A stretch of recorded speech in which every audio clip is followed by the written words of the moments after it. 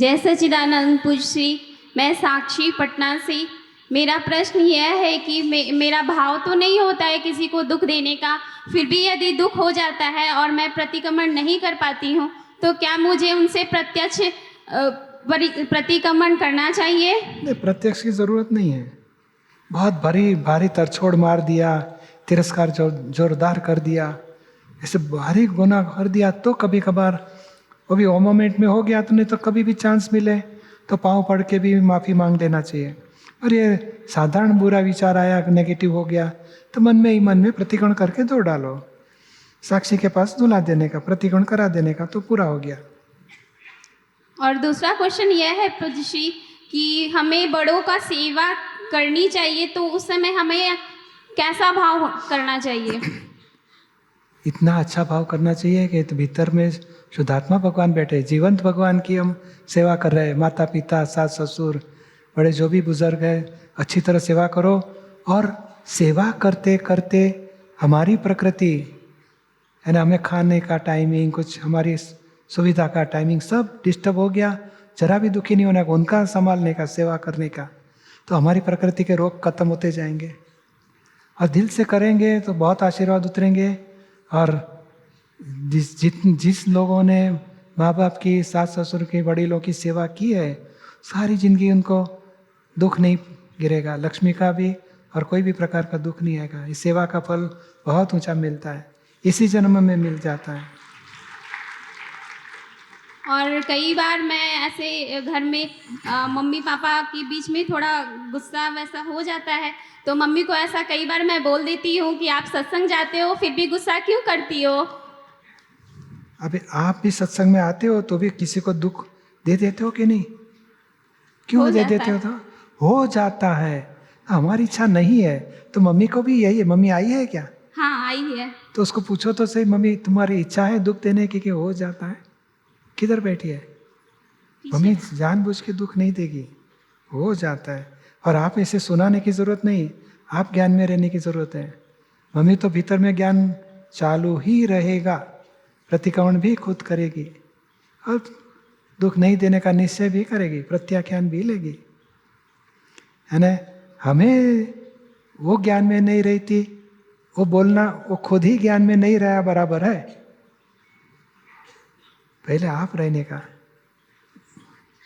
तो मैं अभी अपनी मम्मी से माफ़ी मांग सकती हूँ पूज्य श्री? हम माफ़ी मांग सकती हो और दूसरी बार ऐसा नहीं करने का, प्रेम से रहो।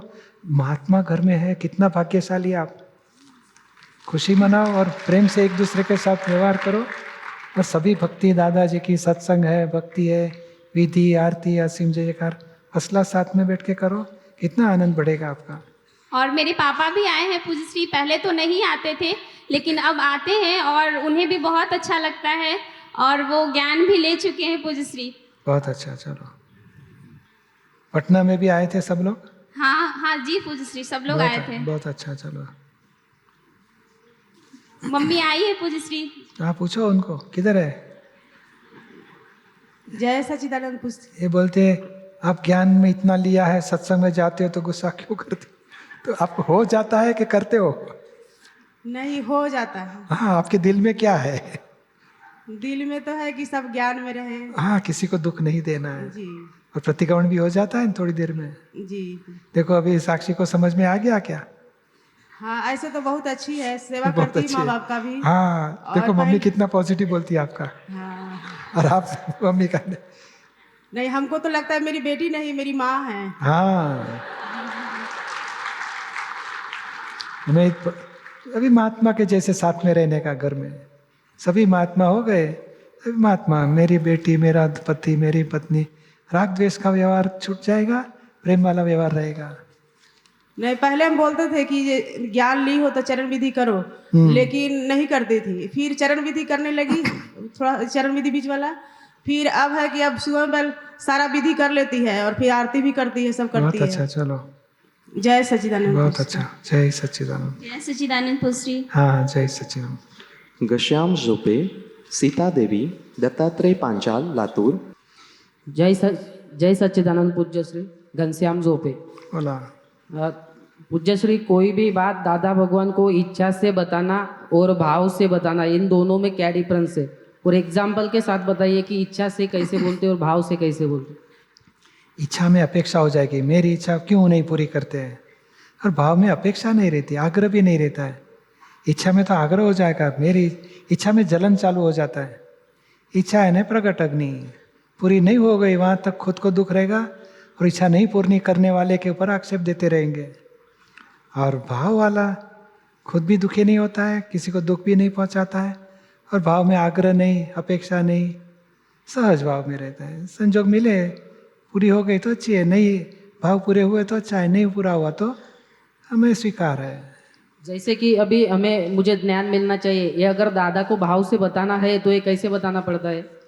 बस मेरे अंतराय टूटे, दादा कृपा करो, मुझे आत्मा का ज्ञान ही प्राप्त करना है, कैसे भी करके मुझे, है ना, निश्चय, दृढ़ निश्चय, तो अंतराय टूटेंगे और प्राप्ति होके रहेगी। आप यहाँ तक तो आए हो, कल है ना इधर आप, हाँ। तो मिल जाएगा ज्ञान आपको। और मेरा सेकंड क्वेश्चन है कि अपने चरण विधि में जो नमस्कार है उसमें लिखा है कि भरत क्षेत्र में हाल में विचरते श्री दादा भगवान को अत्यंत भक्तिपूर्वक नमस्कार करता हूँ। तो अभी दादा भगवान तो भरत क्षेत्र में नहीं है, तो फिर किसको लगते नहीं है किसको लगता है? देखो तुम्हारे सिवा सबको लगता है ये, और सूक्ष्म रूप से दादा कितने हाजरा हजूर है मालूम है। याद करो और आशीर्वाद मिल जाता है उनका, है ना। स्थूल स्वरूप से जरूर नहीं है, सूक्ष्म स्वरूप से निरंतर हाजिर है। और ये गाते हैं ना, दादा कहते मैं कहीं नहीं जाऊँगा, आपके अंदर ही बैठ जाऊँगा, तो बैठ गए हैं सबके भीतर ही। तो फिर अभी ये देवगति में है कि महाविद्य क्षेत्र में? ये जहाँ है वहाँ, मगर महात्मा के दिल में बैठ गए हैं और उनको संसार में से छुड़ा के मोक्ष तक पहुँचाएंगे। और देह छूटने का टाइम आएगा, दादा खुद हाजिर रहेंगे, ज्ञान भी हाजिर रहेगा, समाधि पूर्वक देह छूटेगा। अभी जैसे अडालज में निरुमा और दादा भगवान साथ में रहते थे, जैसे वैसे महाविद्य क्षेत्र में भी दासिमंदर स्वामी और दादा भगवान ऐसे साथ में ही होंगे क्या वहाँ पे? हाँ, जहाँ है वहाँ दादाजी बताते थे निरुमा को कि दूसरा वो आपका पुरुष का दे रहेगा, मैं जहाँ हूँ मेरी सेवा में आप उधर आ जाओगे, वैसा ही रहेगा उनका। जय सच्चिदानंद। जय सच्चिदानंद। पूज्य श्री, मैं अजमेर से सीता देवी बोल रही हूँ। आपके चरणों में कोटि कोटि नमन। मेरा प्रश्न है, त्रिमंत्र कितनी बार बोलना चाहिए और 9 कल में कितनी बार करनी चाहिए? इसे 9 कल में सुबह, दोपहर और रात, ऐसे दादाजी ने बताया था। दिन में 3 बार करना जी। और त्रिमंत्र सुबह उठ के 5 बार करो जी। और बहुत हो गया। रात को सोने से पहले 5 बार करो, ताकि शुद्धात्मा का ध्यान करके सो जाओ। बाकी अपने अभी तो सेटिंग कैसे हो गया, लोगों को घर से बाहर निकलते हैं त्रिमंत्र बोल के निकलते हैं, जी। गाड़ी चलाने में या गाड़ी बैठने त्रिमंत्र बोल के दादाजी को याद करके बैठते हैं, है ना। ये व्यवहार कुछ भी शुरू होता है तो उसके पहले खाने की शुरुआत करने के पहले भी त्रिमंत्र बोल के दादा भगवान आपको समर्पण करते हैं, आहारी आहार करता हूँ, निराहारी मात्र उसको जानता है, ऐसे करके त्रिमंत्र हमेशा ऐसे प्रत्येक व्यवहार की शुरुआत में बोलते हैं। और नहीं तो साधारण सुबह 5 बार बोलो तो पूरा हो गया। जय सच्चिदानंद। जय सचिन। जय सच्चिदानंद। पूज्य श्री बोलिए। दत्तात्रेय पांचाळ, लातूर। हमारा वर्तमान भौतिक जीवन जो है ये हमारे पूर्व कर्म का फल है, ऐसा भगवान श्री कृष्ण ने गीता में कहा है। तो मुझे पूछना है पूज्य श्री कि ये हमारा जो जीवन है हमारे अच्छे कर्मों का फल है या बुरे कर्मों का फल है? अगर अच्छे कर्मों का फल है तो जीवन में इतनी आदि व्याधि उपाधि क्यों है? देखो, अच्छे भी पूर्व में अच्छे या बुरे दोनों कर्म बांधते ही है। जैसे बिल्ली चूहे के पीछे दौड़ती है पकड़ने के लिए, तो दयालु आदमी को क्या हो जाता है, बिल्ली को मारो, चूहे को बचाओ, बचाते हैं ना। तो क्या हो गया, चूहे का बचाया उसका पुण्य बन गया, बिल्ली को मारा उसका पाप भी बन गया, दोनों साथ में बन जाते हैं। और बाद में दूसरे भाव में आपको तकलीफ आ गई, लोग आपको बचा लेंगे, पुण्य का फल मिला। और वाइफ के साथ झगड़ा हो गया, 2 महीने मैके चली जाएगी, बच्चे के साथ रोज तकलीफ में खाने का, वो पाप का फल आ गया। तो ये फल दोनों मिलेंगे अपने टाइम पे, पुण्य का या पाप का। मगर सब प्रकार के कर्म अज्ञानता में पुण्य और पाप दोनों बांध ही डालते हैं। अज्ञानता में ज़्यादा करके पाप के ज़्यादा बांधते हैं। मगर ये ज्ञान मिला वो तो कोटि जन्म के पुण्य का फल आ गया है। कितने पुण्य कुछ वो में किए होंगे, उसका फल स्वरूप इस लाइफ में ऐसे ज्ञानी मिले, ऐसे ज्ञान मिला, ऐसा सत्संग मिला, पुण्य का फल है। जी।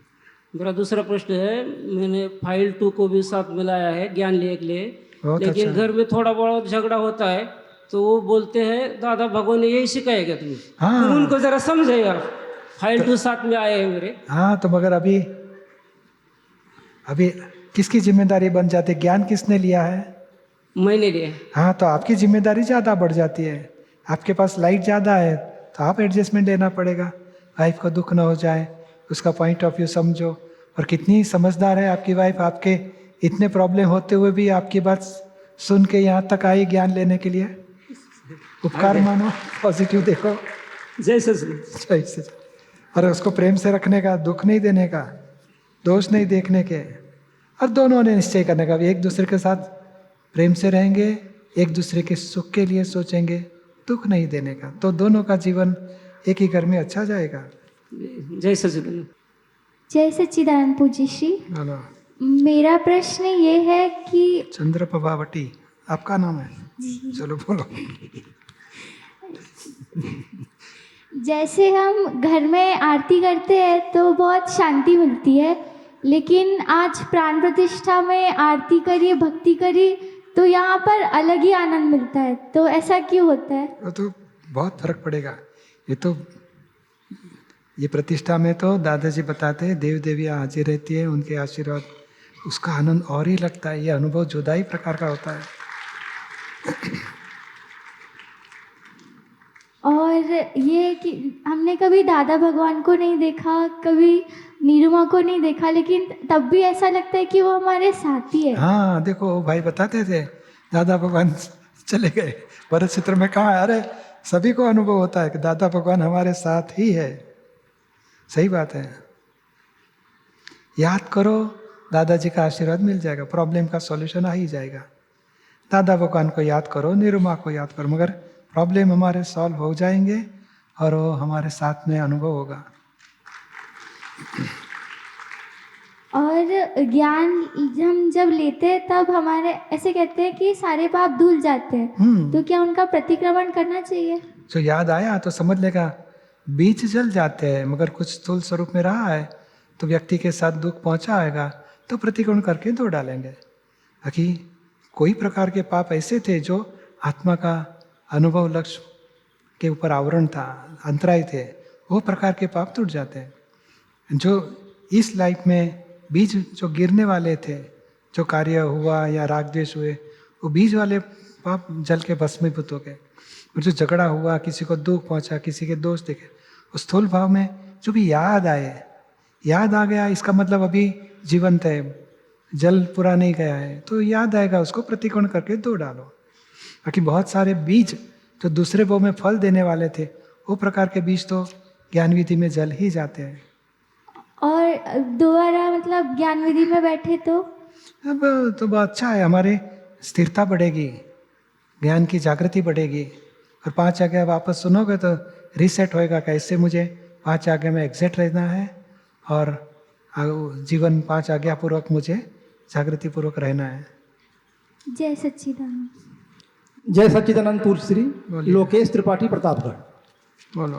पूज्य श्री, आप तो वाणी फर्स्ट में दादाजी कहते हैं कि यदि बगैर अंतराय आए जितना भी सारा दुख है हमारे चरणों में अर्पण कर दो तो आपको दुख नहीं आएगा, तो इसका क्या आशा है? क्या प्रारब्ध का भी दुख कटेगा कि कैसे क्या प्रारब्ध? नहीं, प्रारब्ध के साथ तो दुख आता है, वो शरीर का हिसाब है, मगर अहंकार, मुझे दुख हो गया, मेरा क्या होगा, हम दादा ने सौंप दिया, दादाजी को सौंप दिया तो हम मुक्त हो जाते हैं।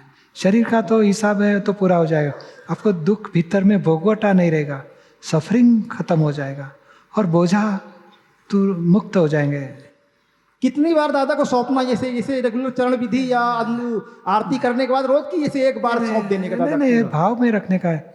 ये सब अर्पण किया, मन वचन काया, भाव कर्म द्रव्य कर्म नो कर्म, मेरे नाम की सर्व माया, अर्पण किया है ना। अर्पण अभी लोकेश को जुदा रखना है, लोकेश संभाव से निकाल करो, किसी को दुख पहुंचा तुम प्रतिकोण करो, ऐसे जुदा रह के पूरा करना हिसाब।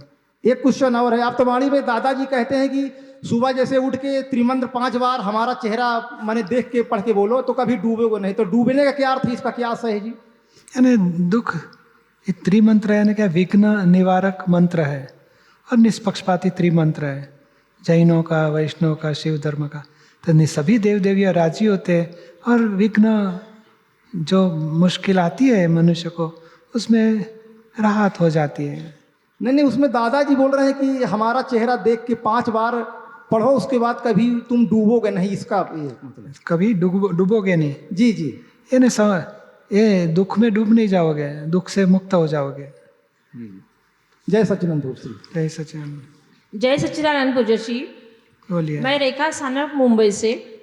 मेरा प्रश्न यह है कि मनुष्य गति में जब बहुत पुण्य कमाता है तो देवगति में जाता है, पर देवगति से और मनुष्य गति में आता है तो उसे कौन सा कर्म बंधन होता है?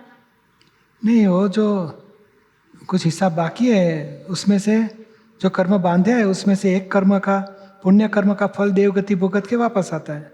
बाकी का जो पेंडिंग सिलक है वो कर्मों खत्म तो किए नहीं, वो कर्मों से वापस मनुष्य जन्म में उसका व्यवहार चालू होता है। और दूसरा प्रश्न ये है कि एक किताब में मैंने पढ़ा है, दादाश्री कहते हैं कि पहले जो परिवार रहता था वो जो अनाज रहता था उस जैसा था, एक समान रहता था, पर अब कलयुग में वो बगीचा जैसा हो गया परिवार। इसका जरा विस्तार से समझाइए। यानी पहले बाप भी कंजूस, बेटा भी कंजूस, वाइफ भी कंजूस, बच्चों का बच्चे भी कंजूस, एक सरीके न वो दानेश्वरी है तो बाप भी दानेश्वरी, वाइफ भी दानेश्वरी, उसके बेटे भी दानेश्वरी, सब दान दान दान करने वाली भावना, एक तरीके क्वालिटी रहती थी। यानी गुलाब का खेतर है तो सभी गुलाब ही गुलाब रहेंगे। और अभी एक प्रकृति, बाप कंजूस है, बेटा नोबल है, बेटी उड़ाऊ है, ये सब अलग अलग एक ही घर में इकट्ठा हो गए। तो बगीचा जैसा एक ही प्रकृति, गुलाब जैसे उसको कांटे भी रहते हैं, एक ही चंपा जैसे वो चिकना रहता है, एक मोगरा जैसा, एक रात रानी रात को ही खिल सुगंध देती है। तो अलग अलग प्रकार के फूल एक घर में आए तो बगीचा जैसा हो गया। अभी आपको गार्डनिंग करना है, गार्डन यानी माली जैसा रहना है तो सभी का लाभ मिलेगा, नहीं तो एक दूसरे की गलती निकालते रहोगे। क्योंकि बाप कंजूस है, बेटा खर्चा करेगा, बाप को गुस्सा आते रहेगा समझता नहीं। तो ये प्रकृति पहचानो, एक दूसरे के साथ एडजस्टमेंट लो और प्रेम से जीवन जियो। 5 आज्ञा में रहने की शक्ति दीजिए पूज्य श्री। हाँ, बरोबर है। अनिल रेड्डीवार, हर्षित विरमगाम। अनिल रेड्डीवार। बोलिए। जय सच्चिदानंद पूज्य श्री, कोटि कोटि प्रणाम। गुजराती में ચરણ વિધિમાં ચીકણી ફાઇલ સાથે વાણી બોલતા પહેલાની વિધિમાં હે પદ્માવતી દેવી સામી વ્યક્તિનું ના મનનું સમાધાન થાય એમાં આવતા સર્વ વિઘ્નો દૂર કરો. याच्याशी संबंधित माझा प्रश्न आहे पूज्यश्री. बोलो. हम पद्मावती देवी से प्रार्थना करते हैं कि सभी फाइलों के मन का समाधान हो अपने मन वचन काया से, और उसमें कोई विघ्न न आए तो ये हमारे खुद की फाइल 1 के लिए भी कर सकते हैं क्या? वो चरण विधि के जो 3 सेंटेंस लिखे हैं जी, उसमें तीनों में एक आ ही जाता है। आ ही जाता है। हाँ अनिल, आप ऐसी वाणी बोलो। सचमुच तो वाणी बोलने के पहले जो चिकनी फाइल है, हमारे शब्द उसको दुखदायी हो जाते थे, तो अभी ऐसी फाइल वापस आई हमारे सामने, तो ये वाणी बोलने से पहले इस प्रकार विधि करो कि हे शुद्धात्मा भगवान, ये फाइल का मन का समाधान हो जाए, ऐसी वाणी बोलने की शक्ति दो। अनिल जी ऐसे बोलो, उनका मन का समाधान हो जाए। दूसरे इसमें तो है, शुद्धापन की जागृति आ गई। दूसरे इसमें अपना नाम लेना है ना। हाँ, अनिल को बोलने का। हाँ। और तीसरा शब्द है पद्मावती को प्रार्थना करते हैं, इनके विघ्न दूर करो ताकि जो भी विघ्न है निकल जाए, हम एक दूसरे के साथ प्रेम से रह सकें, समाधान पूर्वक व्यवहार कर सकें। हाँ। और ये विधि रोज रोज करना चाहिए। बेस्ट जब वाणी बोलने का टाइम आएगा तब करना चाहिए। हाँ, सवेरे जैसा करते नहीं, ऐसे नहीं, वो तो एक इंफॉर्मेशन जैसा हो गया कि ऐसे ऐसे। एक जब वो चिकनी फाइल आ गई तो उसको देख के ही निश्चय करने का, इस फाइल के साथ एक भी शब्द दुखदाई होना नहीं चाहिए। तो ऐसे बहुत सारे सिचुएशंस आती है। हाँ, मगर सिचुएशन एक टाइम ट्रायल तो करो। अच्छा। सिचुएशन के टाइम ही करो। नहीं तो क्या है कि जब सर दर्द होता है तो गोली खाने की, तो रोज बोले सर दर्द होएगा तो गोली खाने की, सर दर्द होएगा तो गोली खाने की। अरे हुआ तब गोली खाओ, तो बोलते रहोगे तो नहीं फायदा मिलेगा। और जो हमारी जो फाइल नंबर 1 फाइल 2 है, वो ही तो हमारा सबसे बड़ा विघ्न है। घर आया है क्या? नहीं आई नहीं। तो वो तो बात ऐसा करो। बोलती है कि मैं 7 जन्म तक नहीं आऊंगी, मैं प्रार्थना करते रह रहा हूँ, कोई पता बात नहीं कौन से जन्म में वो यहाँ पाएगी। नहीं, तो उसको कुछ, अब मैं बार बार यदि बोलूंगा कि विघ्न दूर करो तो उसको कुछ नुकसान तो नहीं होगा? नहीं, ऐसे नहीं। ये वाणी बोलने के विघ्न, उनको समाधान होने के विघ्न, वो दूर करने की बात है। विघ्न को दूर, और वाइफ को विघ्न मत मानो, उसके अंदर भगवान बैठे हैं, शुद्धात्मा है। और हमारा हिसाब है, हमने चिकना किया है, हमने अटैचमेंट बढ़ाया, इसके लिए वो हमें इसी मिली है। चिकनी फाइल वो बड़ी जबरदस्त है। हाँ, मगर हमारा हिसाब, हमने तेरे बिना कोई नहीं, बस तू ही मेरी, तो पूर्व भाव में बरोबर पक्का किया है, हिसाब बांधा है। अभी वो तो आपने सब प्रॉमिस दिया, तो पता है कि भाई आपने प्रॉमिस दिया, अपेक्षा अभी मैं पूरी करो मेरी। तो हमें समझ लेना चाहिए कि मैंने हिसाब बांधा है, मुझे पूरा करना पड़ेगा। उनका दोष नहीं है। कोई जीव किसी जीव में दखल नहीं कर सकता, उतना सिद्धांत है। तो उसको विघ्न बोलेंगे, मुश्किल बोलेंगे, दोषित देखोगे तो आपकी जिम्मेदारी बढ़ जाएगी। उपकार मानो कि मुझे मोह में से छुड़ाती है, संसार में से छुड़ाती है, उपकार ही है। और फाइल है, संभाव से निकाल करेंगे। मैं तो उनको मानता ही हूँ, उनकी वजह से आज मैं यहाँ पे आया हूँ। हाँ, ये भी मानता हूँ। फिर भी चिंता होती है, कल मैंने उनकी बुराई की थी, आज फिर मुझे दुख हो रहा है, तो उनका कुछ नुकसान तो नहीं होगा, ये चिंता में था। नहीं, प्रतिक्रमण करने का, ठीक है, तो पूरा हो जाएगा। प्रतिक्रमण is a solution, best solution. Thank you. जय सच्चिदानंद। जय सच्चिदानंद पूज्य श्री, बोलो। आपके चरणों में कोटि कोटि प्रणाम।